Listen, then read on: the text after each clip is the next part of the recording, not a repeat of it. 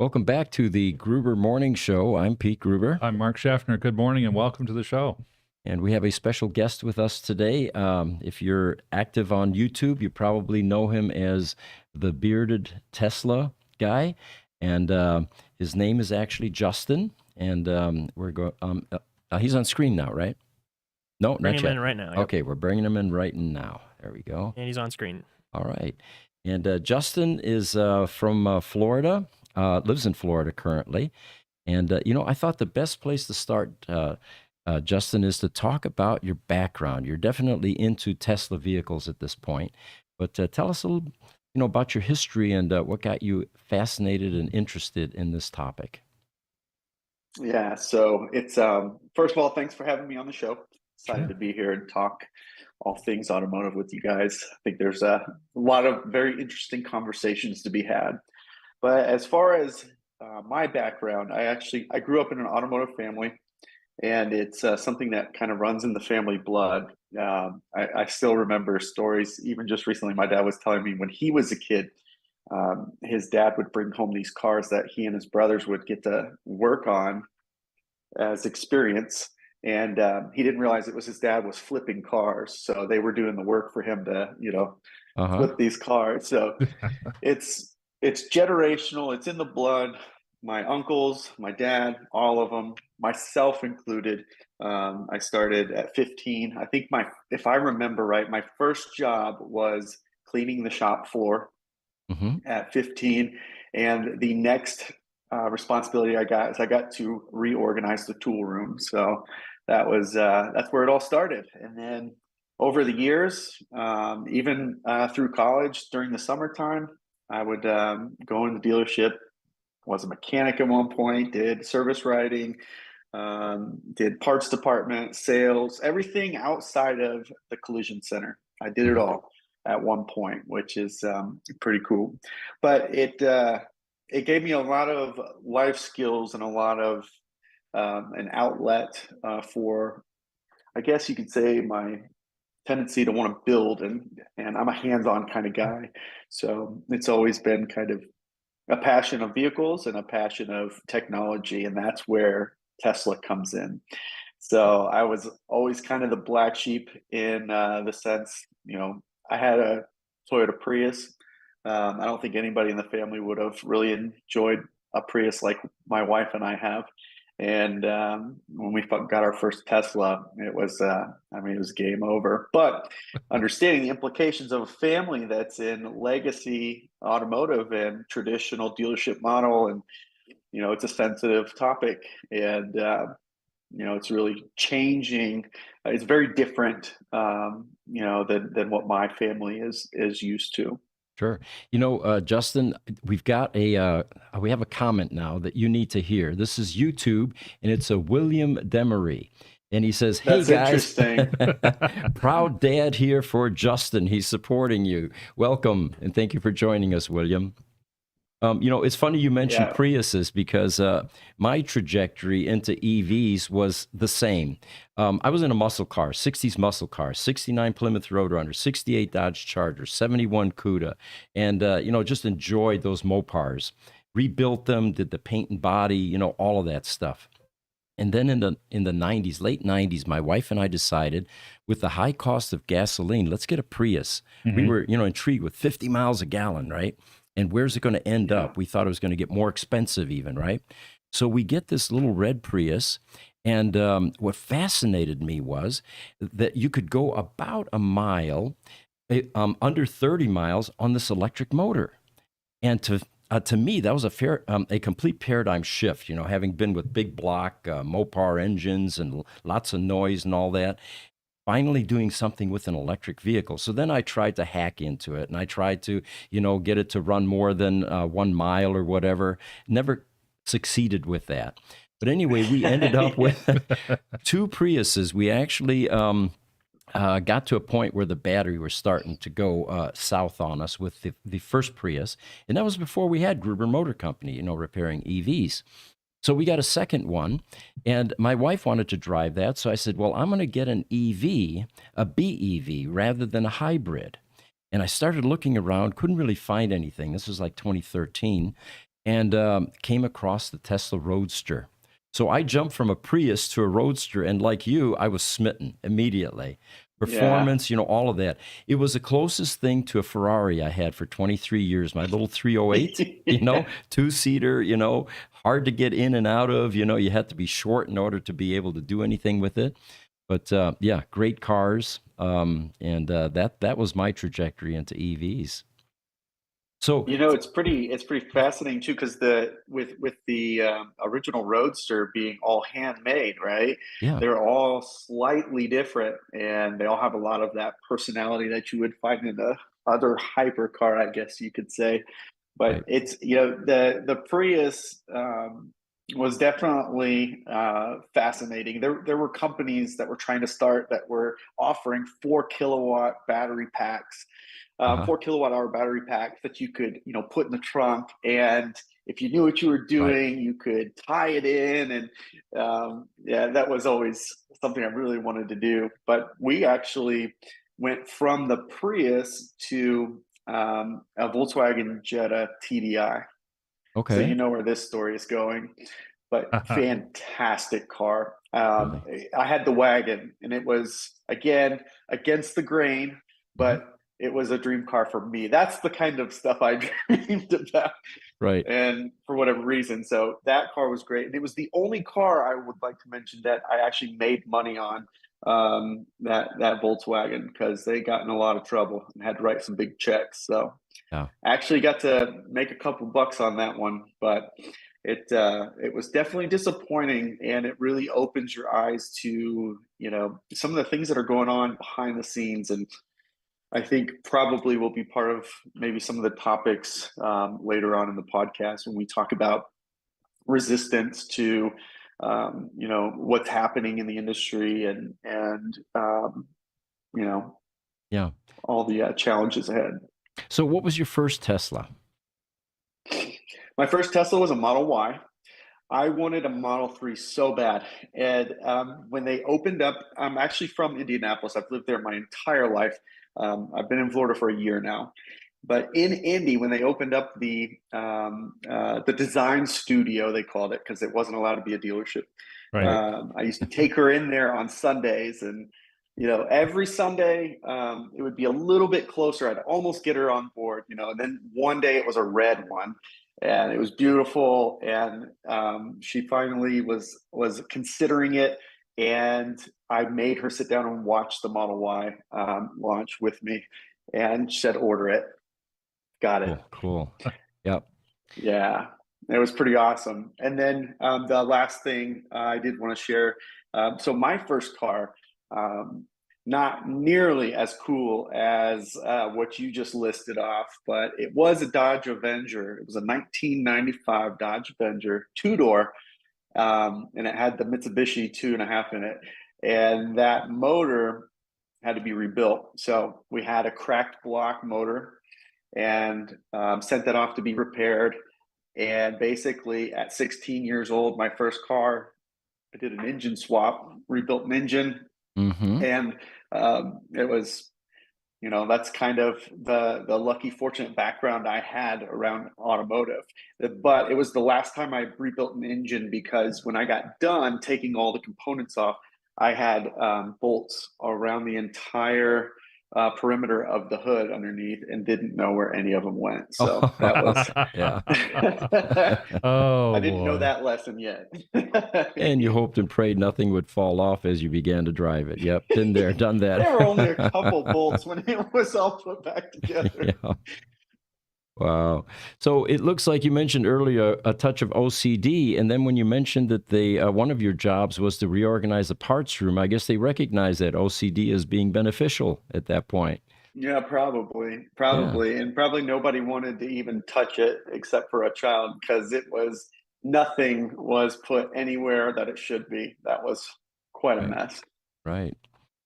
I So can still smell that room when I talk about it, actually.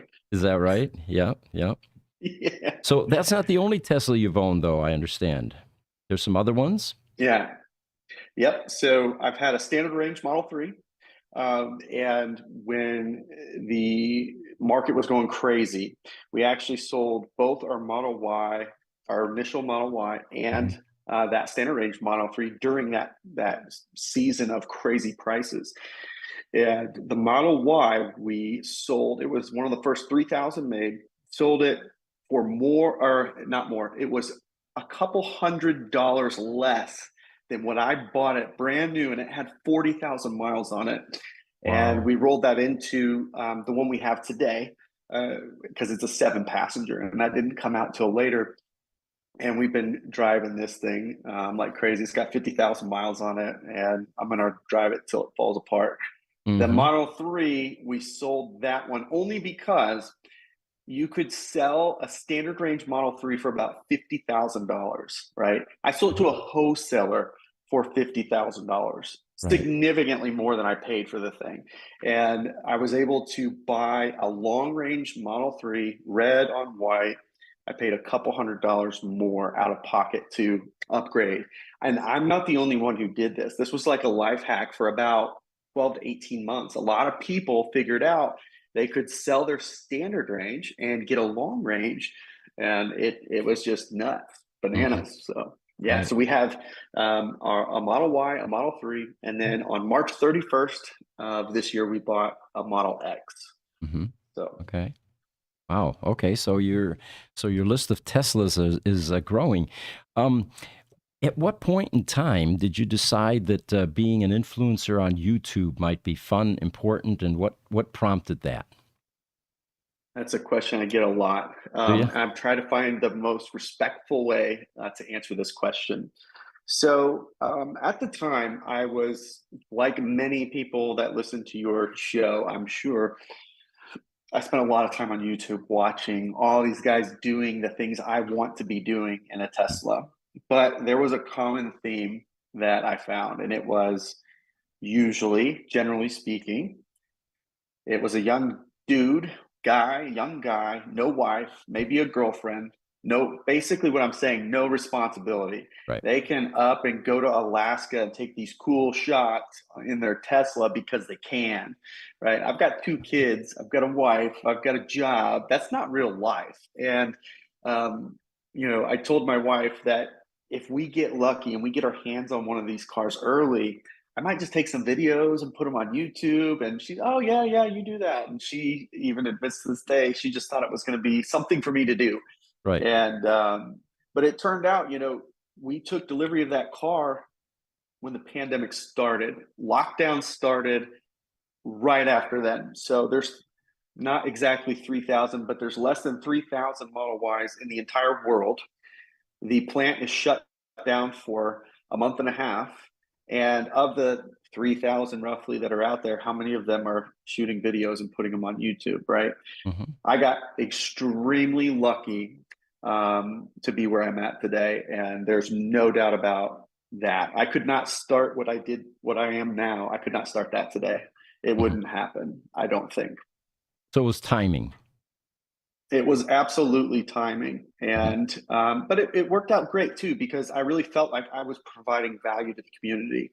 You could not find a video on how many car seats and which car seat would fit best in a Tesla Model 3 or a Model Y. It's just like mind-blowing stuff like that. The most popular double stroller on the market, how does that fit? Because I've got one and I've got this stroller too, right? How does that fit in these cars? Those are real questions that real people want to know, not just, how much beer can I fit in the back, and, like how far into the wilderness can I live in this thing without being connected to anything? Right. So, good point. Yeah. Sure. Well, we have a question coming in from EV Fan on YouTube. That question is, did you have to join a wait list to get one of those first 3,000 Model Ys, or how exactly were you able to get such a low numbered one? Yeah, that's another good question. I believe the VIN was 2,967. That car, again, timing. If you can teleport your mind back to March of 2020. Okay, this is when the first deliveries started happening. I was in Detroit when the first deliveries were going on, and when I looked out in the parking lot of the hotel, there was 2 cars One of them was the guy at the front desk, and the other was me. And it was because everybody was terrified of what happens next. And they were terrified about having a job in 30 days. So people were canceling these orders that they've been sitting on for months and months. And so I got so lucky. I basically went to, the local service center. And one thing I noticed was they were all white and they all had the 20-inch induction wheels. So I went home, I changed my order to white with the induction wheels, and bam, I was matched to a VIN immediately. And I took delivery on like April 7th or something like that. Very cool. Smart way to go about that. We have another question for you as well on Instagram, Soul to Stone. First for us to answer for Soul to Stone. This is Bearded Tesla Guy that has joined us. He has a YouTube channel. And for our people on Instagram, I don't think they're seeing the video of you, Justin, but they are hearing you. So he has if you want to see Justin Demery, you can go to our YouTube channel and look, or you can continue to listen there on Instagram. I said I did the same upgrade as him. And then he just said that he joined a little bit late. Yeah, and one other thing we should probably do is talk about that background picture. One of the things we do, Justin, is we used to use Pete's photographs that I've been taking for over 50 years as backdrops, and I was pretty proud of them. And then I realized that AI does a much better job with images than I do. So anyway, we've been popping up mid-journey images. The prompt for this one was, give us a newsroom with a large window in Antarctica. And part of it is chopped up because we have a guest today, but it renders some pretty spectacular images typically for us, Although other times it does a pretty lousy job. Like here, I asked it to do a Cybertruck, and it gave us some design variations, which actually Franz von Holzhausen may be interested in. Well, maybe. There's one there that looks, of all things, I think it looks kind of like a gremlin. You know, the old AMC gremlin from the 1970s? Yep. There's one that looks awfully a lot like that. So, but that's 70s style is coming back, but the gremlin should not be a part of that. Good point. I agree. All right. I guess we've gone through most of the questions here so far. We've got Ingemar is joining us, or had joined us. Welcome, Ingemar. And Lightning Rod is with us. We've got some regulars that are generally part of our audience. Instagram, Maxim Fanovas 64. He says, hi, guys. We've got, Lightning Rod from Thunder Bay, Canada. And then PYG KLB from YouTube. Good morning from Western Oregon. And you know what really gets crazy and interesting is when we get the global audience. You'll see South Africa, Australia, Eastern Europe, and haven't had any of those yet this morning. Actually, we do have one this morning. We have Jamil Gunushav from Instagram saying, yo, hello, guys, from Azerbaijan. Oh, no way. Look at that. Yeah, that's right. And real quick, guys, here's the AI image. A little bit better. Thank you. Oh, there we go. Okay. And one of the reasons I chose this thing with Antarctica, it's 104 to 107 here in Phoenix. And, having a cool setting like this is definitely inspiring. Yeah. YouTube, EV fan asks. We did that one already. Fan, okay, yeah. But we have not talked about Charles Swanberg on TikTok. He's asking us, and you can chime in as well, Justin. Any hope for battery upgrades for the BMW i3? Oh. We don't work on BMWs, so I'm not an expert there. Do you have any expertise there, Justin? No, I don't think that the flat cell battery packs are something I have value to provide input on. Okay. All right. Well, so one of the questions that the guys came up with here for you was, have you changed your mind about Tesla's vision? Well, I think the better question, honestly, is, has Tesla changed its vision regardless of what it says? I think that's a fair question. Sure.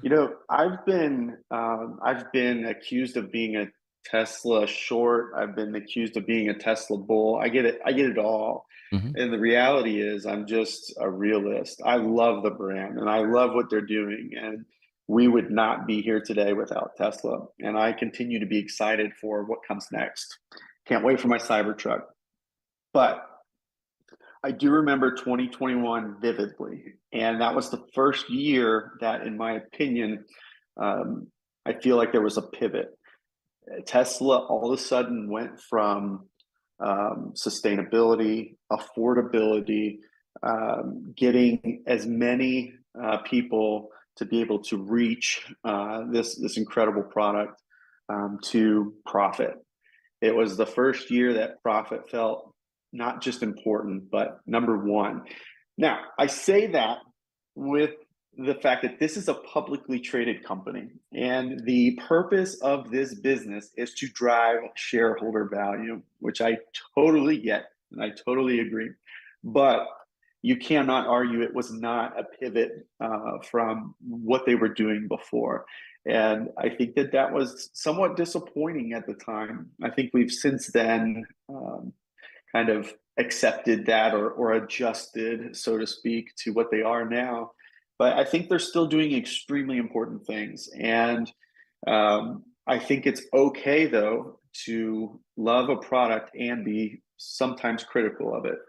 And I think that's where we have the most issues, in my opinion.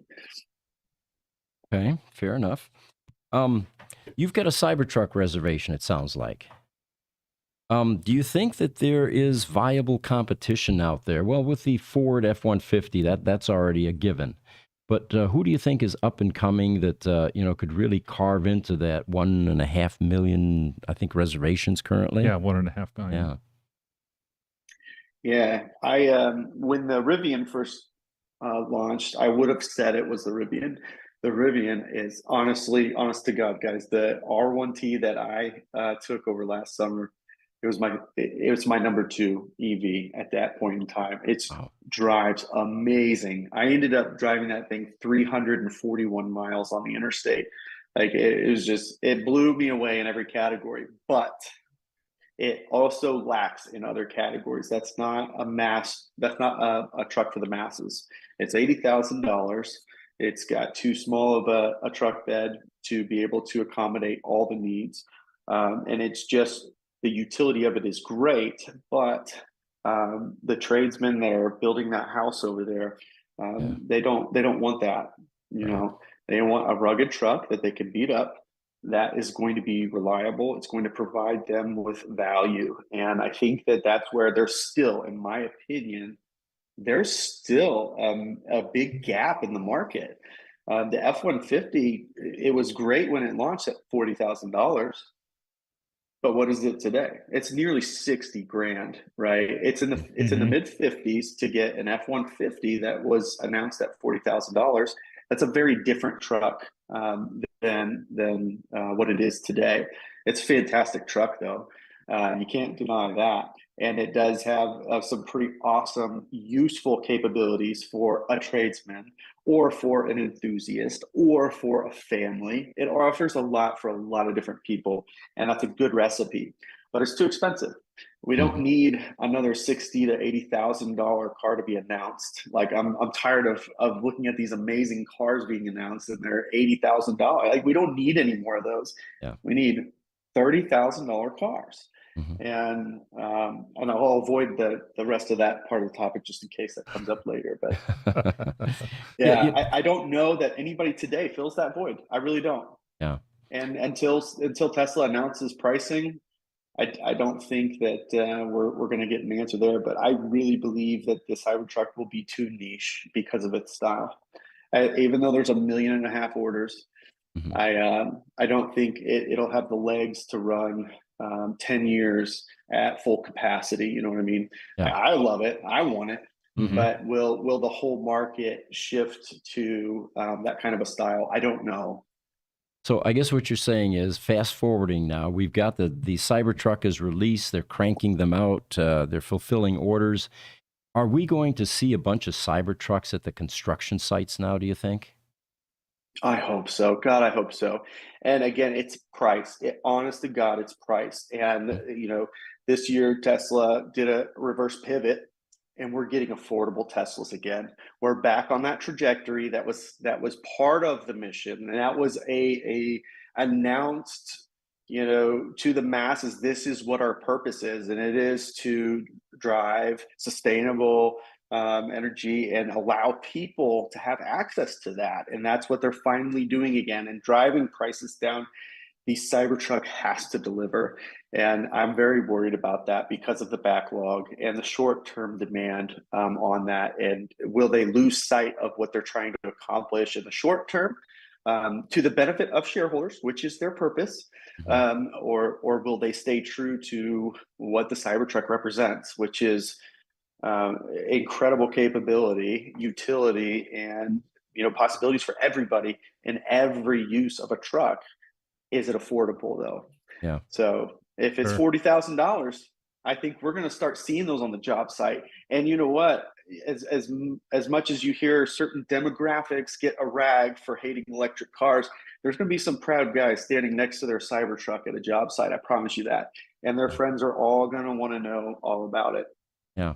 Those of us cheering for EV adoption and replacing ICE vehicles, we've all been waiting for the tipping point, which is that for the average person who's not terribly interested in saving the planet, the bottom line for them is, I need transportation and it needs to be affordable. If we can get EVs down into that range, then the adoption will just exponentially begin to increase, not because people are trying to save the planet, but because it's a more cost-effective option. So what do you think of Lucid having said all of that? Well, Lucid would be the opposite of that, right? And that's back to my nab earlier about we don't need another $80,000 car announced. Like they're beautiful and amazing, but my neighbor doesn't care about that. Exactly what you say. If you look at the driveways in our neighborhood, there's a lot of cars on there that are on previous top lists, and they're not very exciting, right? They didn't buy the car for this awesome experience. They wanted something affordable, like you said, reliable, and got them where they needed to go. I think, and this is where I held off a little bit, but don't hate me for saying this, and I'm probably going to get some flack for it. We understand. I think General Motors, i.e. the Chevy brand, is the only one who is actively attacking that portion of the market. And I think that if they can deliver on their promises, which should be in less than a year at this point, I think we're going to get to that tipping point. The Chevy Equinox, the Chevy Blazer, if they truly do deliver at the prices that they've announced, and they can be fast charged, they cannot be slow chargers. It cannot. We have to be done with that. It has to have acceptable range, but it's the most popular automotive segment outside of pickup trucks in the country. And if you're doing that at $30,000, have you looked at how much a Honda Civic costs nowadays? That is the tipping point. And believe it or not, Chevy is the one trying to do it. I know it sounds crazy. The 2024 Chevy Blazer EVs are supposed to be rolling off the assembly line and getting into customer hands as early as this week. And it's supposed to be coming down. You're right. It's just around the corner. What we didn't know was these incumbents that have been around, well into the last century, they're always running thin on profits. So the question was during this EV transition was, are they going to be able to pivot? Are they going to be able to replace their production lines? Are they going to be able to retrain their staff or hire the staff that they need? And basically, are they going to survive as their traditional product begins to decline and they're trying to ramp up the production on a brand new technology that they're unfamiliar with? And Me personally, the jury's still out for me. I don't know if they can survive. I mean, we certainly are hearing great things from Mary Barra at this point, and even Jim Farley. The intentions are rock solid, but is this gigantic beast actually going to be able to pivot and make that transition? Well, from the finance standpoint, you've got Ford pouring all this money into their EV division and talking about separating the EV division into the blue division, I think is what they call it, separate from the rest of the company. And how much of that is so they can track their own profit and loss, and if they continue to lose $5 to $8 billion a year like they did this last year, how much longer before they start to pivot back and shut down some of those areas? Yeah. And, God forbid, the last thing we need is another government bailout.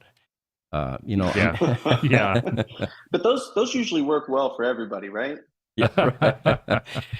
And what's even more noteworthy is when you have other companies like Tesla that are actually profitable and able to, handle their business growth without those kind of, support, or without that kind of support. And don't forget the most American-made car on the road, period. Yep. It looks like we have some questions here today, Justin. Some more coming in. YouTube, Crunch the Grace Hopper, one of our regulars. He says, number 3, catching up soon from my YouTube queue. Smash that thumb. All right, there we go. The Jamil Gunashov from Azerbaijan had followed up his hello with a question.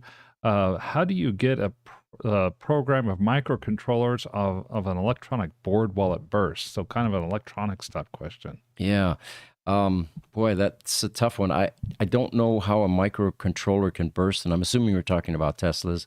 The MCU definitely has, it's repairable, and we had a chip issue a few years ago that now seems to have been resolved. Did you get into that, by the way, Justin, the MCU debacle with the Model S and it being undersized and running out of steam and then causing problems in the cars?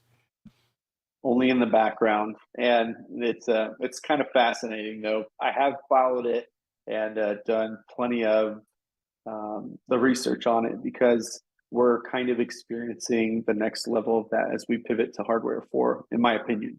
Oh, yeah. Now, William Demery on YouTube, we were talking about the Ford Lightnings, and he says, Ford, yes, Lightning, if you're into that EV kind of thing. Yeah. You live in Florida. There was a story months ago during the Hurricane Ian, I think it was, and a Ford F-150 Lightning owner actually was able to keep his freezer and his house running off of the battery in that truck. And that was I think that was a shift for, I think it was several days. Yeah. And that was called vehicle to home. What the manufacturers still haven't done well is vehicle to grid, which is being able to utilize a bidirectional path into that DC storage in those cars. And why they haven't done it is a mystery to me, because we've got a 1997 T0, which arguably was the car that started the EV revolution, because it inspired Martin Eberhard to go out and find a vendor that would supply Tesla the Lotus Elises to make Tesla Roadsters and all that. That car in 1997 had V2G, way ahead of its time. And you would think that the EV manufacturers after that, including Tesla, would have included that. Even, they used the original drivetrain out of the T0, so it was available to them.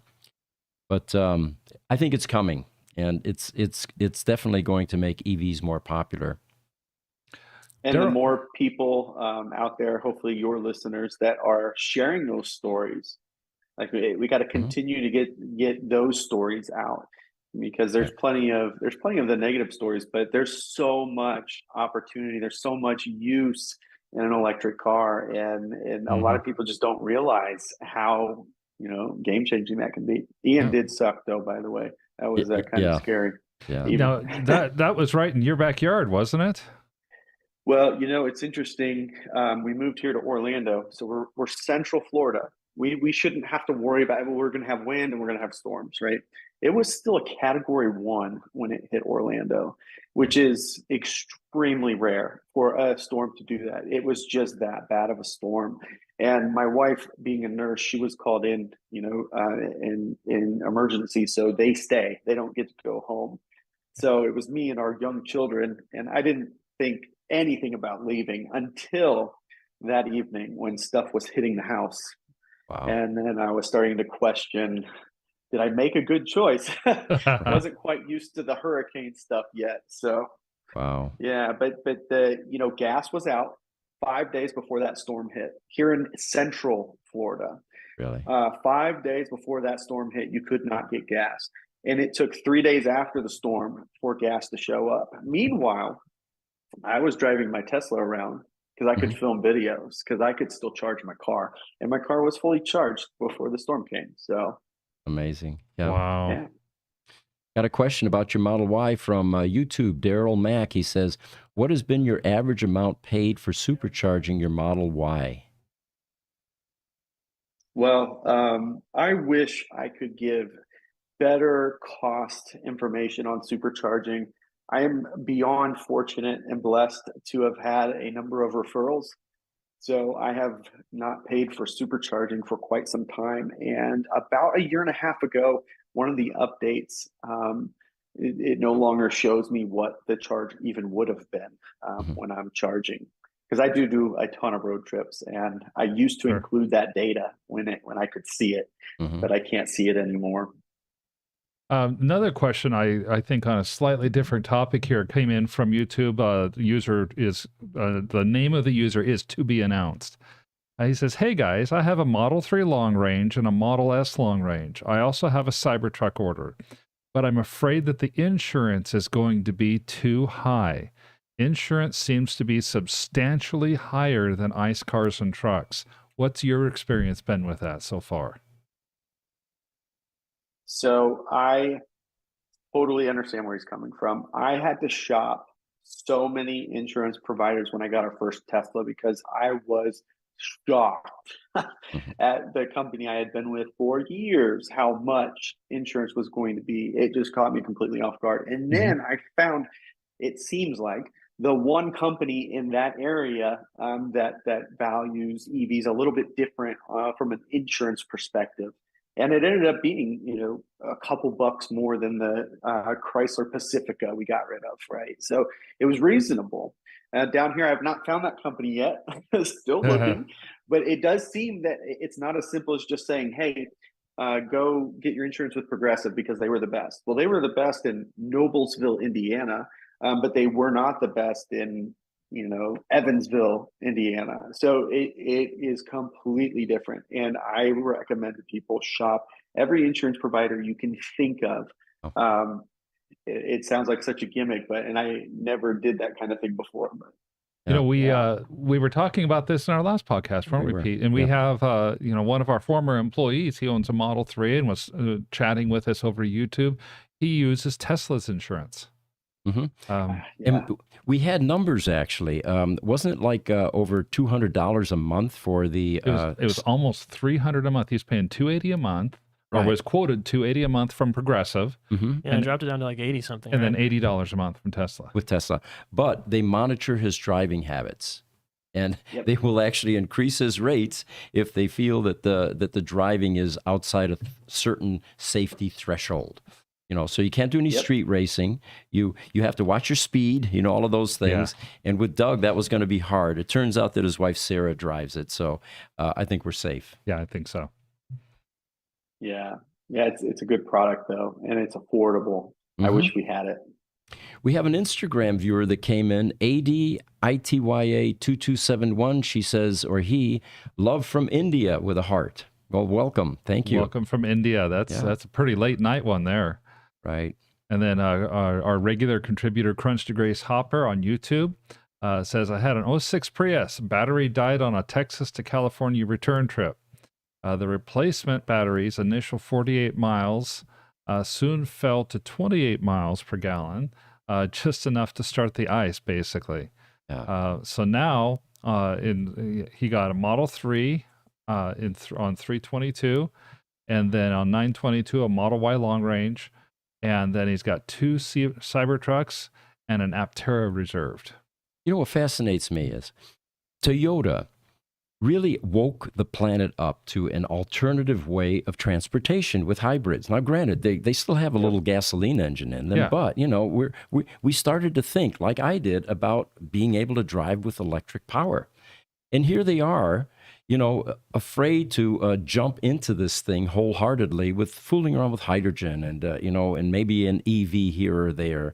Although they do have some battery technology that they're proud of, I guess most recently that was announced. Well, yeah. You know, Tell us Without the about car, that. Isn't it heartbreaking though? Because you are 100% right. You know, what was the first car to run out of tax credits? Was it the Prius? First car, yeah, it was the Prius. The Prius was the first hybrid to sell 75,000 units. Mm-hmm. That's what it was back then. I believe it was 75,000 units for that particular credit. Right. Yeah, it was the Prius. They made it mainstream. Yeah, yeah. And then missed the boat. Facebook, Jiminy Stack, he's one of our local EV enthusiasts. He says Chevy is ready with Vita G in their new electrics. Okay. He would know. And he says, quote, article equals home energy systems cues on new GM business. That's one worth reading. Jiminy, I'll look that one up. That's pretty cool. Yep. And Electronics Curiosities on Instagram has a question for all of us. I'd like to have you go first, Justin. It says, hi, guys. How do you think the EV car could defeat the hydrogen car? Well, I don't want to. This is such a sensitive topic for so many people. I am not on board with hydrogen cars for a couple of reasons. Number one, there's no infrastructure for it. And I'm not saying it can't be built, but that's a huge obstacle, as we learned from Tesla. And the cost. It's very expensive to develop this stuff. Mm-hmm. And so in order to get this to a place where we can actually make some progress is billions, if not trillions of dollars away and years away. Mm-hmm. So we're in an awesome place right now, and we should continue to invest in that. You know, for me,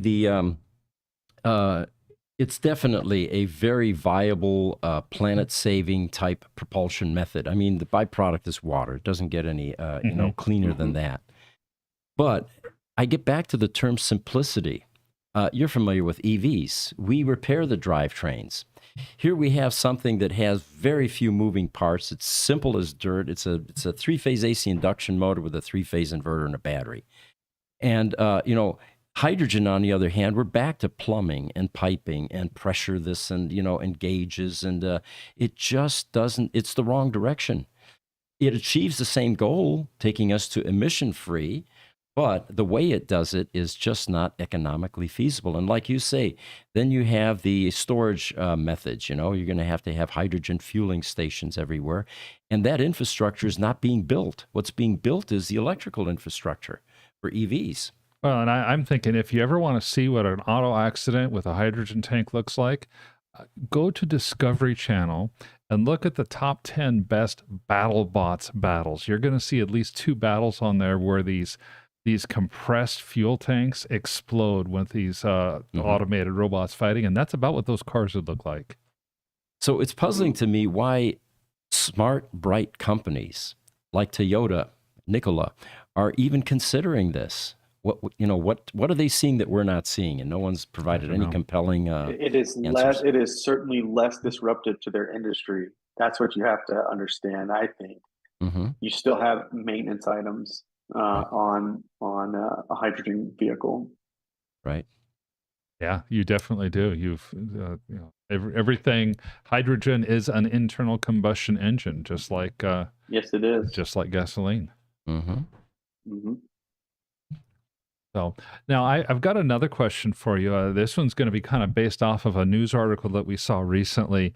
I'm sure you've heard about the NACS connector and everything that's happening and everybody moving toward that.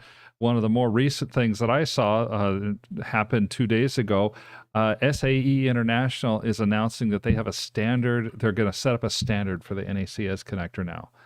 I'd just like to hear your thoughts on that whole topic, basically. Yeah, I think it's fantastic. And it is on two fronts. Number one, the OEMs finally putting ego aside and saying customer experience, right? Yeah. They didn't have to build out this network that Tesla did.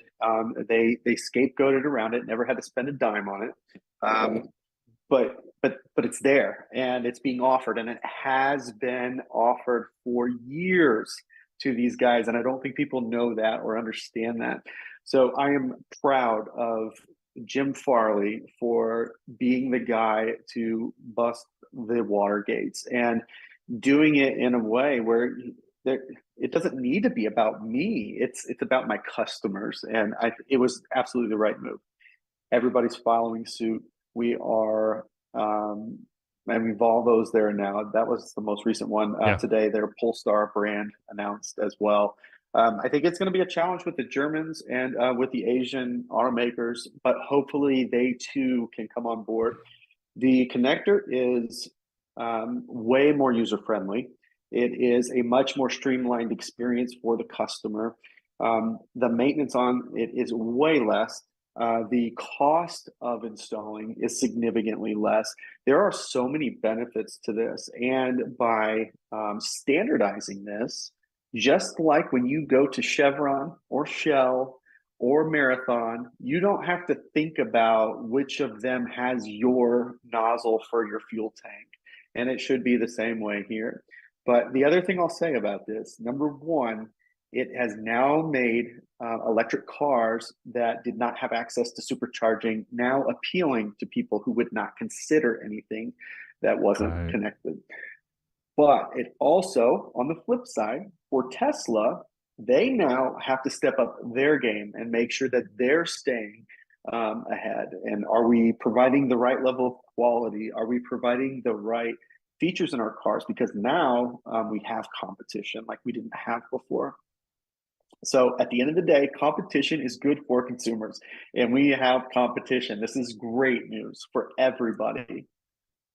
Well said. Yeah, standardization was definitely lacking, and we were all shaking our heads going, when will it happen, and which one will it be? So now we've got a pool here. We're going to start one, right? Who's next? Today it was Polestar. Who's going to be the next EV? Somebody every day, at least one or two every day. It seems like. Yeah. It seems like, you know, what I'm most excited about, I drive a Model S and I drive a Volvo XC40. So not only am I excited about the Volvo being able to sit at a supercharger and charge, I'm equally excited about my Tesla being able to go to any charge point or Blink or Electrify America or whatever, and not having to have some really expensive adapter just to charge my Tesla. Yeah, very true. Real quick, Mark. Like this big bad boy right here. Exactly like that big bad boy. That's right. Yeah, that'll be a museum piece someday, and we'll laugh at that. I hope so. Yeah. Mark, you were mentioning your Volvo. I know, Justin, were you planning on getting, I thought you had said in another podcast that you were getting one. We are a first hour reservation holder of the EX90, and I could not be more excited about that car. It is a little bit on the pricey side, I will admit, but I think it brings a lot to be desired, and I am so excited to get my hands on that car. You either love Volvos or you hate them. I haven't met somebody who's in the middle, and it reminds me of the Tesla experience. It's like a simple, beautiful. The design is just can't be touched. When you sit inside of a Volvo, it's an experience, in my opinion, and it's beautiful, and it's the Scandinavian driven, visual and feel and touches, and throw it up on screen real quick. I'm gushing over Volvo. Yeah, we were just that close ourselves to putting one in within a couple of days of it coming out, and because that third row seat and everything that is about it, And then we were like, we just got our XC40, and we're in love with that thing. It's the greatest car ever, it seems like. And I know that's kind of sacrilegious to Tesla, but I would love the Tesla as well. That EX90, just at the end of the day, I said, no, I want that either Lightning or that Dodge Revolution, or maybe GMC will come out with a Chevy Tahoe / GMC Yukon in an electrified version, because that's my all-time favorite car. Mm-hmm. If they figure that out, that has got to be the most popular full-size SUV ever sold. It has to be the Tahoe. If they can figure out how to do that and it be affordable, it'd be pretty awesome. That'd be pretty awesome. We've got Princess OPD on YouTube. She's saying, I'm here. Well, welcome. Welcome. Yeah. And Dean Bortz from YouTube says, I like Justin's opinion on GM, and it'll be interesting to see how they do. It's unfortunate that they bailed on their original EV project back in the late 1990s, talking about the EV1. And I think the CEO at the time said, no, there's no future in electric vehicles. Yeah. That was the... He crushed all of them. Crushed them. I think there are a couple in a museum and a school. I think a high school, trade school has one or something. But yeah. And, we have a customer here in town here, John Martinson. He had one. And we had him on our podcast, actually. And, the people that had them, it was such a deviation from normal transportation. They were in love with these cars. And when they had no choice about the crushing, they tried to buy them, all of them. We'll pay you. We'll pay over market. Whatever it takes. But GM was hell-bent on getting those off the roads and crushing them. And they were actually crushed here in Arizona, out on the east side. I don't know if you guys know that. And the crushing site was later on purchased by one of the school districts, and they put a high school on it. And in the lunchroom in that high school is a large mural that shows a bunch of EV1s in the desert. I did not know that. Yeah. Do you know which high school that happens to be? I can find out. We'll have to Google it after. Yeah. Okay. Hey, that'd be a great place for us to take a video, guys, if you think about it. Because that's a part of history, Let's do it. Yeah. Yeah. Yeah, I talked to Sandy Monroe about the EV1 a little bit. He was on the design team for that. Was he? Okay, I did not know that. Boy, Sandy's a great guy. He's sure gotten around, hasn't he? Yes, he has. Yes, he has. I've got his bobblehead here somewhere. Do you? Yeah. Yeah. I think he's going to be in California at that Tesla event next month. Yeah, he will. Yeah. Mm-hmm. Are you guys going to be out there? No, actually, we got an invite yesterday, but I'm going to be in Europe those 2 weeks. Otherwise, I think I should have gone or would have gone. But yeah, it'll be fun. There'll be many more. It is an incredible event. The biggest. Last year, there were like 2,500 people there. It was insane. Oh, is that right? Yeah. Yeah, we just got a comment on it's that. Not just Teslas.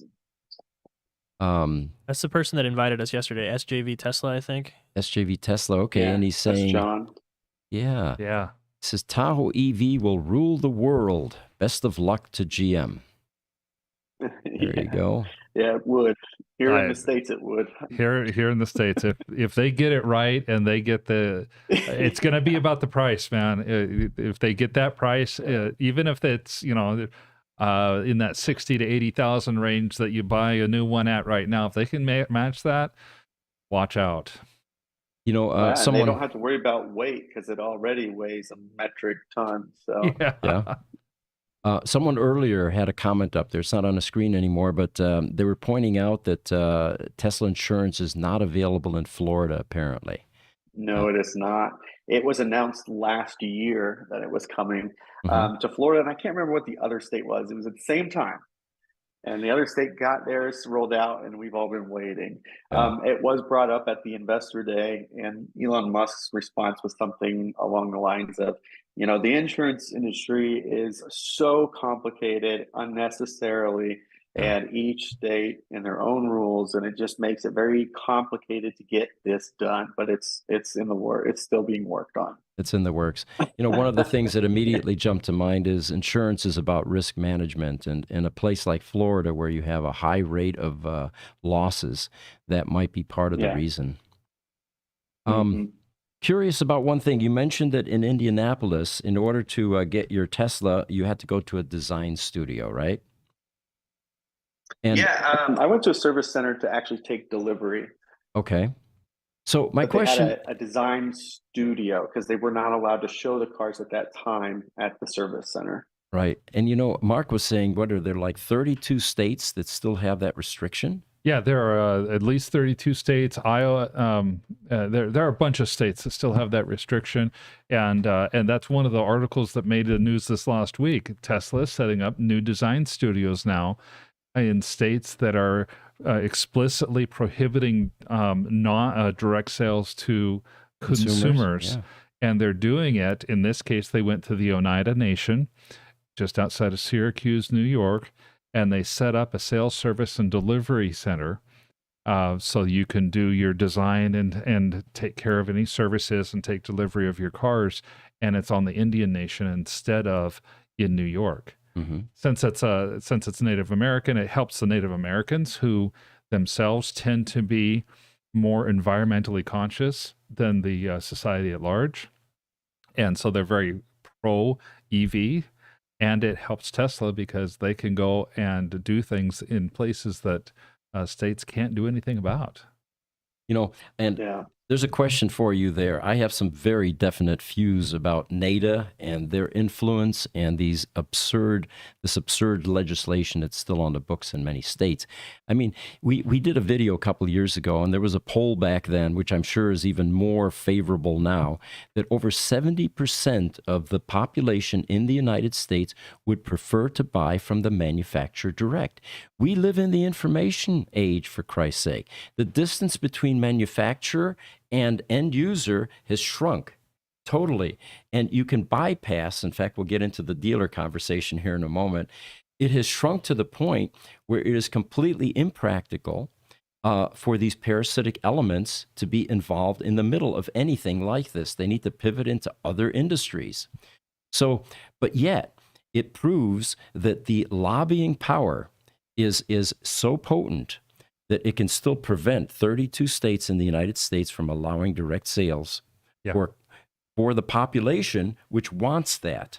Yeah, they definitely want it. So what are your thoughts, Justin? I just went on a rant here. Well, I must ask first, is my dad still on? Is he still listening? Can we verify that? I'm just kidding. We can't verify it, but... my dad, he's a realist. He sees what's happening and he understands what happens next.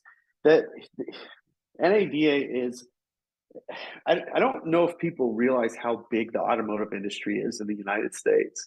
I mean, it is everywhere and it is in every pocket. It is a humongous industry. With that, it also represents a huge number of jobs. Right. And tax revenues and investment in communities. And so there are some actual benefits to what they provide. However, that said, over the last decade, I think that we have really seen the decline in what that experience is like. I don't know that I've ever met anybody that said, boy, I really loved buying that car. Going to that dealership was such a great experience. Nobody. And even worse, when we talk about, price updates at Tesla, which I try to keep on top of, everybody pays the same price. Yeah. Like you and I can be in the same dealership trying to buy the same car. I'm going to pay a different price than you are. Yeah. I guarantee it. We are not going to pay the same price for the same car. And that's not fair. That's not transparent. That's a very in this day and age, everything seems to be more open and more trusting, and that industry just has not evolved and it has not moved with the times, and it's unfortunate. But when you're talking about that many jobs, that many franchisees across the nation, that's going to be a really tough one. And here's my prediction. I don't know when it's going to happen, but the traditional dealerships, they're not all bad. I want to be clear about that first. There are some really good organizations. They will be the death of legacy. Each legacy that drops off over time, you will be able to point back to the roadblocks that they had in front of them, and the franchise model will be one of the main outliers of why they failed. It adds cost, it adds time, it adds complexity, it adds an experience that customers don't want, and it removes all flexibility from the customer as well. You have no control, no power. And watching, Ford trying to sell direct to customers and, forcing dealers to make this huge investment if they want to sell electric cars, and trying to work those dynamics and keeping these dealers from marking up an F-150 Lightning, but they can't keep them from doing that because they have no authority to do that. So it's a cat and mouse game. And over the last, I'd say, 5 or 10 years, I don't think anybody feels bad for any of them as they ride off into the sunset. So they've made that name for themselves. The heavy NADA influence actually had a very positive outcome, because when you take a company like Tesla that innovates and gets around obstacles as well as they do, it forced Tesla to find other methods of selling their cars.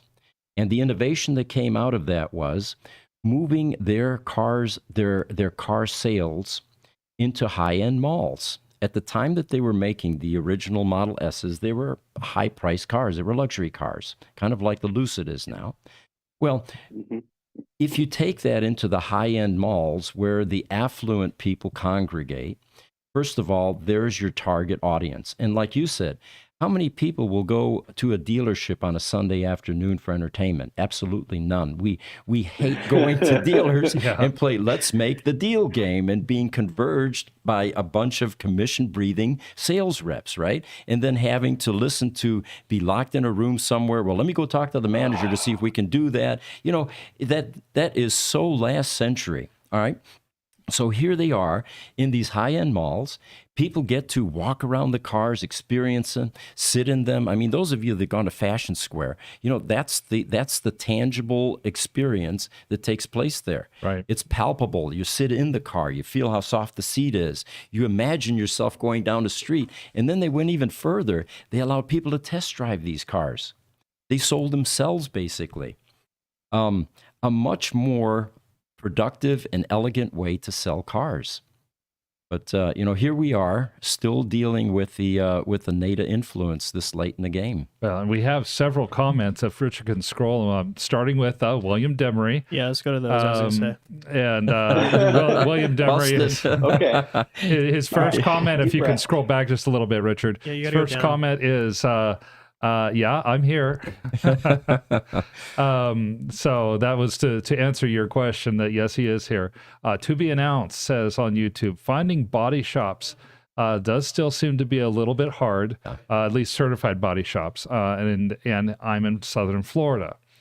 Then you've got, again, William Demery. He's talking after we've had our conversation a little bit. He says, well said. So kudos. He says, I'm in the auto industry 38 years. Certainly see why the switch is happening. I'm just a fix ops guy. Yeah. To be announced has a slight disagreement with your take about the dealerships. He says they're sorry, all bad. No, they're really not. I promise you, they're not. A lot of the really good ones, the mom and pop ones, are gone. These big corporations are now buying up these dealerships, and they're rolling out of these family-owned businesses. Right. I remember the days. If anybody listening is from Indianapolis, it was the Palmer Group, Palmer Dodge, and in Indianapolis. So that was the family, and the Palmers. They're still fantastic, wonderful people. But one of the things that they did is they invested in the community. So there were positive things that come from this entity or this beast of a thing. But there's also way more examples of bad apples. Do you remember the Lou Grubb dealerships here in Phoenix? Oh, yeah. The Grubb family and Dan Grubb, and they ended up selling out to AutoNation. Yeah. So, and then the Earnhardts, Dale Earnhardt. And, yes. And he had commercials and here locally. Tex Earnhardt and the big cow. He'd stand by this big cow and he'd say, "That ain't no steer," Yeah. Or no, that ain't no bull. Ain't no That's bull. what it They was. Ain't no bull. But you know what? Palmer Dodge, you mentioned them. I bought a 2008 Dodge ACR Viper from those guys, and you're right. It was a wonderful experience. I had to have it chipped in, of course, but there was, at one point, a valid reason for having dealership. It was the only way you could get a car, and it was an experience. But, I mean, now, I don't go to bricks and mortar store anymore, guys. 90% of what I purchase is at work. I go to Amazon, and I look what I need, and how they are able to deliver a $5 item to my doorstep that comes from China across the ocean into a warehouse. Somebody's got to pick it, drive it in a vehicle, and deliver it to me is a complete mystery to me. But yet, we all do it. So it looks like bricks and mortar retail operations are also going to eventually go away. So you have to be prepared for it. Yeah. I think so too. But I think it also supports a much bigger conversation, which is, what does the future look like? There's no question that we are moving to an autonomous future. Tesla's full self-driving is nowhere near that, regardless of what anybody's going to tell you. It is not a hands-free system, okay? It's incredible what it does, but don't fool yourself. It is not there. But we are headed in that direction. And, there's a ton of money being poured into this, including in LiDAR, as another direction to go. And all these have promise. We will be there. And I read this fantastic article. I wish I had it in front of me so I could cite it for you. They talked about, what does the future look like in a carless country? Nobody's going to own cars in the future, is their argument, because it'll be so cheap to hail a car that nobody's driving to take you where you're going, that it will not make any sense to own a car. So essentially, the only people who will own cars are people who have a hobby car, or like a collectible car. That's the only cars that'll be owned. But what comes next? What about that humongous parking structure we have downtown next to that beautiful garden? Like, what do we do with that space now if it doesn't need to house cars? So you're talking over $1 trillion in U.S. household discretionary spend that's no longer going into the automotive. Where's that going? And then you're talking about all this land and all this property, and what are we going to do with all of that? And it just, it's fascinating to really think about that much bigger question. It's an exciting time to be alive, to watch this rapid disruption taking place, and you just got to hang on for the ride. We do an AI podcast, Jesse and I, every Sunday morning, and we don't have the answers, but we allow people to have a voice, express their concerns, and brainstorm. And it's theorize, theorize, exactly. But again, you can feel threatened by this rapid amount of change that we're undergoing now, and go in a corner somewhere and hide, or you can be part of it and just enjoy it. It's a roller coaster ride, basically. Absolutely, it is. Hey, real quick, guys, just so you know, we are at 1 hour and 10. There have been quite a few questions built up, but it's up to you guys how you want to. Yeah, let's get through some of them. We can go through the questions. I only have one thing I want to close with, and it's something I'd like to share with as many people as I can. Go ahead. at any time, or if you want, we can go through some of our questions here. Yeah, you can go through the questions. Yeah, I'll finish. Okay, with that. we'll go through some questions then. All right, real quick. So I'm gonna go and scroll us back up. Now we kind of jumped around a bit with these questions. So if one pops up that we've already answered, just give me a nod and I'll go ahead and skip it. Okay. Okay. Sounds good. Yeah, because we've had quite a few. Starting with Crunch, one of our regular contributors, asks, could GM's battery tech choice be a dead end, since that they'll have to realign to the current state of the art just when their car factories get even more desperate for batteries? Yeah, good question. We talked about that earlier. Yes. And then let's see. Your dad says, I'm hearing many OEMs are getting into the insurance realm to stop the overcharging as they can track your habits. This reminds me, I don't think you've been around that long, but in the 70s, in the last century, they claimed that Liberty Mutual killed the muscle car market because they began to adjust rates based on the horsepower of the vehicle. And, within a few years, the muscle car era basically fizzled, and they blamed Liberty Mutual for that. But it makes perfect sense in the insurance world. I have to ask you, what were you doing when you were driving your Mustang? Are you willing to admit? Of course, we were street racing. That's what you did in high school. When you had a lot of horsepower under the hood, you had to exercise that beast. That's right. But yeah, it makes perfect sense. I mean, they're in the risk management business, and if they have elevated risk, they have to make adjustments. That's right. That's right. To be announced on YouTube also has a comment about hydrogen, where he says, hydrogen, laugh out loud, you need to fill at home. That's silly. Good point. Yeah. Good point. Dean Bortz had said the infrastructure for hydrogen is just one thing, but hydrogen is also very energy intensive to produce. Dean is right. There's a lot more energy that goes into converting from coal to heat, from heat to hydrogen, from hydrogen back to heat. Cumbersome. So he also adds, he says, the adoption to NACS is key. He said, Lucid better get on board. Yes. To be announced asked us a question too. He says, what do you guys think of the Polestar?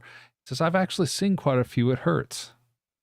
There's a Polestar exhibit at Fashion Square in Scottsdale. And after listening to Justin, how he's raving about this, I'm going to spend some time there and actually sit in it and see if I can get that Scandinavian experience. I've heard good things about Polestar. Not sponsored, I promise. The to be announced gentleman also asked if we've driven or seen them. I actually had the opportunity to drive one at one of the Phoenix car shows. Right. And the one I went to, where I was able to sit down with and drive the Solo as well. Those things are solid. I mean, it feels like you're driving a tank. Yeah. Not stiff or anything like that, but it feels very well made. Like there's little to no play in the steering wheel. Pete and you guys here know I drive a Ford F-150 of 1993, and I mean I can move the steering wheel like 2 inches and it doesn't engage anything. There's so much play. It's just loose and just feels old. The Polestar is the exact opposite. It was just very well put together. Okay. Do we have any other questions up there? I think we need to scroll a little bit to get to the rest of them. Yeah, we have to be announced. It said, I'm never walking into a dealer like the old days. Too stressful. And then TOC San Joaquin Valley, so this is in California, says, I don't miss going to the Stealerships. Oh, boy. Okay. Stealer. So Hamod Mamo on TikTok says hello. So hello, Mamo. Welcome. And then SJV Tesla has told us that our invite is extended to next year as well. Well, thank you. Yes. And next year we'll definitely be there. All our friends are there now, right? Yeah. Yep. Sandy's going to be there. May Musk is going to be there. High regard for that woman. Yeah. YouTube to be announced says, me too. It's incredible. The car industry is my whole life. Tesla Talk from YouTube says, not owning a vehicle will never happen in our lifetime, he feels. And there's another thing to be said about that. Car people like the experience of driving. You know, having all of that power underneath your feet, and you know, being able to maneuver and do the switchbacks and the mountain passes, and if you're on the track, you know, racing other guys or gals, I guess. It's going to be tough, but I think that next generation probably won't be focused on that. You know, if you look at culture, there's just the idea that if you have a millennial, if you have a Gen Z child, so many of them have no concern about getting a driver's license. Yeah. So many of them already. Yeah. They're like, I'll just do an Uber wherever I need to go. So it's a cultural shift, and some of it is happening already. Myself, I'll probably never not own a car. Mm-hmm. I like the freedom that comes with having that vehicle in my garage. Mm-hmm. Yep. I'm going to say something that's going to sound crazy, but I got to say it because it's interesting to think about. So this doesn't mean this is going to happen, but I think we can all imagine a time when they being the government, say it is too dangerous for human beings to be operating motor vehicles on our highways. Therefore, it is illegal to drive or operate a vehicle under X circumstance. And then it becomes more and more until the point that the cost and the effort to get a traditional driver's license will be so high that it won't be worth it. Yeah. I think that's the future we're headed to. I don't know when it's going to happen, but that's the extreme future that I see. Yeah, I think you're absolutely right. I mean, it's a frightening thought for us, at least, my generation, but you're right. I mean, the reason we have body shops is because humans are out there on the road. Machines are going to flawlessly execute transportation without all of this, these accidents, you know? Yep. And they let people merge too. Yeah, right. AI is going to get us to that future a lot faster than people think. So it may be in our lifetime. I think so too. You know, one of the things that we talk about, Justin, all the time, being in the service business, there is a serious shortage of mechanics that can work on electric cars. Yeah. And the 780,000 mechanics in the United States, we do not think are going to be able to pivot into this newer technology, especially at the independent repair shop level, where you have to fix things down to component level. They now need to know electronics. They need to know Linux and CAN signals and all that. The only obvious solution with this growing shortage is AI moving into the cars, making the cars smart enough to where they self-diagnose and then communicate with a mothership somewhere like the Tesla mothership, who talks to the service center, makes sure the part's there, and then if we have full self-driving, the car drives itself down there to get fixed. And now we've reduced the skill level necessary to module swappers. You know, they have a checklist, change this, change that, change this until it works. You might want to invite my dad onto this podcast. Because he lives it, right? Yeah. He's responsible for, I don't know how many dealers they have, 18 or something, 12 or 18 dealerships. You know, he has to staff those, and they have a shortage everywhere. Yeah. And one of the things he was recently showing me was this tire changing machine. It's like $1 million machine, right? Wow. Like you cannot rationalize this in your mind, but these are the types of solutions that the industry is coming up with right now, because right now there's nothing. Mm-hmm. So it's definitely interesting to see. And he is living that every day. Well, tell your dad we'd love to have him on the podcast, to get the dealer perspective. That's one thing that we've never done. I think that'd be a fascinating talk to be able to have him on the podcast. Idea. He's a good talker, too. He talks more than I do. Okay, Nalvers53 says, my ultimate EV is a Mach-e with solid-state battery and a Vita G or Vita L capability. Not sure what the appropriate acronym is. Well, I think you've nailed it there, Nalvers. YouTube, Melt Miyamoto says, you know, there's a segment out there that is against full self-driving. Oh, totally. We're fully aware of that. Oh, yeah.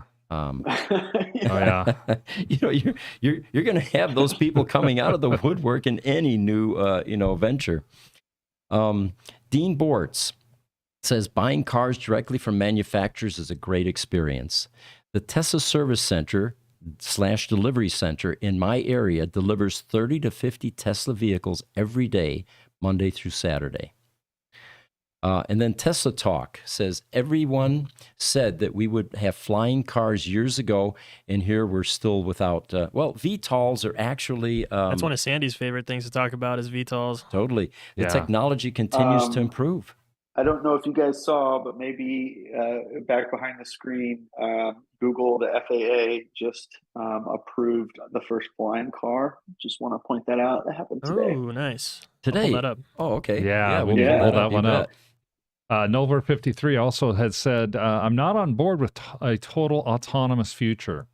Human interaction is essential for mental health. Okay. I enjoy personal interactions with other people. That's a good point. Agree with that as well. But you know, Nolvers, I agree with everything that you said.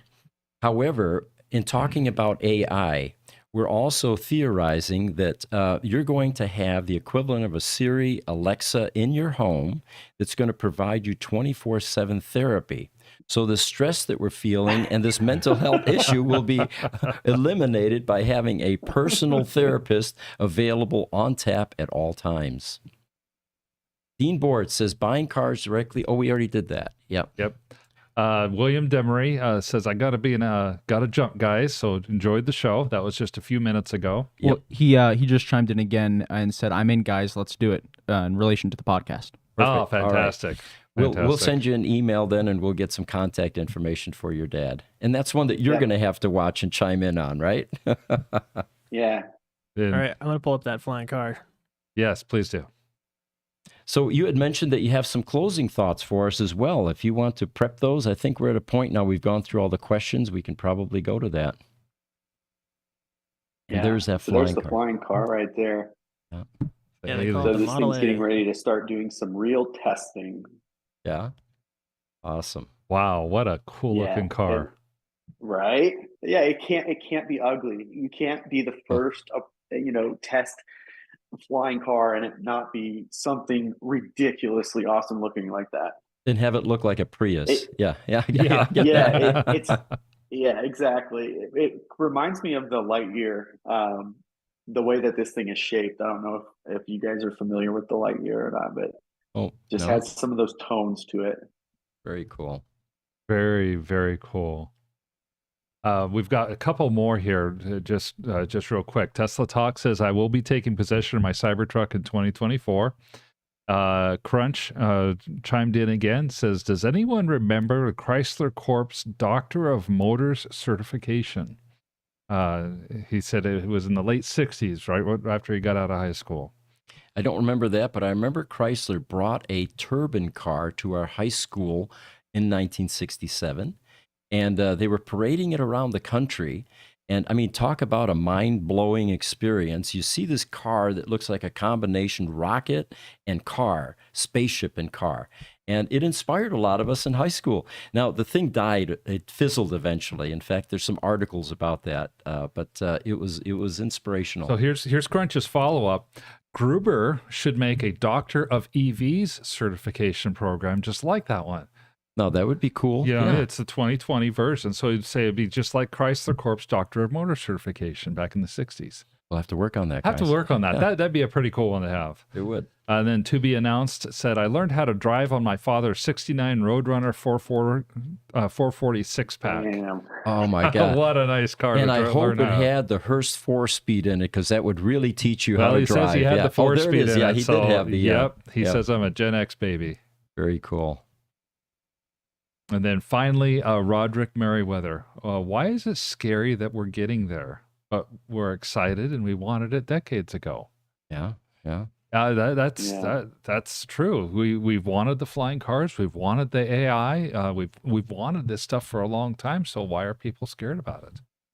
Human nature. Because we don't know what the ramifications are until we're there facing By all them. means. By all means. So go ahead. You wanted to close out with some stuff for us. Yeah, I actually, this is in regards to the future we're headed to. And I think that something that gets lost in the mix of all the excitement and the hate and the love, there's a really big thing that is happening. It's important. And hopefully for those that are afraid of of this change. Hopefully this can help you understand why it's important. When we talk about full self-driving, autonomous driving, name your vendor, whoever, whether it's Tesla or whatever. It's not just about the convenience of getting to point A to point B. It's not just about the efficiency of getting A to B. It's not about any of that stuff, really. What it's really about is access. And the only way I can explain this is I have to take you through a journey at the end of my MBA. I was sitting in this cohort of amazing professionals, and we were dissecting Uber and what it did to the taxi industry. You know, it's the basic same answers from everybody. Good riddance, you know, way better service, way more affordable, blah, blah, blah. And then I think we all, our jaws about fell to the floor when a younger lady at the front of the room raised her hand. This is a Black girl, originally from Chicago. And what she said Uber is it meant she could get a ride to anywhere she wanted to go. She didn't have access to rides because the neighborhood she lived in, taxis wouldn't pick up a Black person. That is her experience that she's sharing with us. And if you follow this thought process down, how many of you have an elderly person in your family that no longer has a license, but still has things they need to get to, like the doctor, or would like to continue to have a social life, which is good for their health? Autonomous driving unlocks equal opportunity for everybody. And that is why it's important. It's not because it's going to save us 6 cents a mile. It's because everybody will have the same access to the same quality transportation that we expect. And I think that that's a powerful message. And I think that we need to be sharing her story as much as we can. That's an excellent point. Well said. Yes. Yep. That's an angle I had not thought of. No, me neither. And yet I, like you, I can think right off the top of my head. I'm, you know, the older generation. My mother is still alive. My mother-in-law is still alive. Both of them are getting to an age where it's difficult for them to get around. Yeah. And well said. Thank you. Well, Justin, it has been an absolute pleasure talking to somebody that understands the car market from your level and all of the experience that you've had. And I wish we had done this sooner, but I hope you had fun. We had fun. Definitely did. 1 second. Absolutely. Justin, just after you'll see we end the stream. If you want to hang out, we'll still be on the Zoom call. It'll be just a black screen for a minute or so. No problem. So thank you. We'll be right back then. So thank you, everybody, for joining us. We will be here next Tuesday at 10 o'clock Pacific time. Actually, let's see. Today's the 28th. Oh, it's the 4th of July. It's the 4th of July gonna, next Tuesday. So we will not be here on Tuesday. We may have a pre-recorded show that we do on Monday. However, so you will see us even if we don't see you. We hope that you have a happy 4th.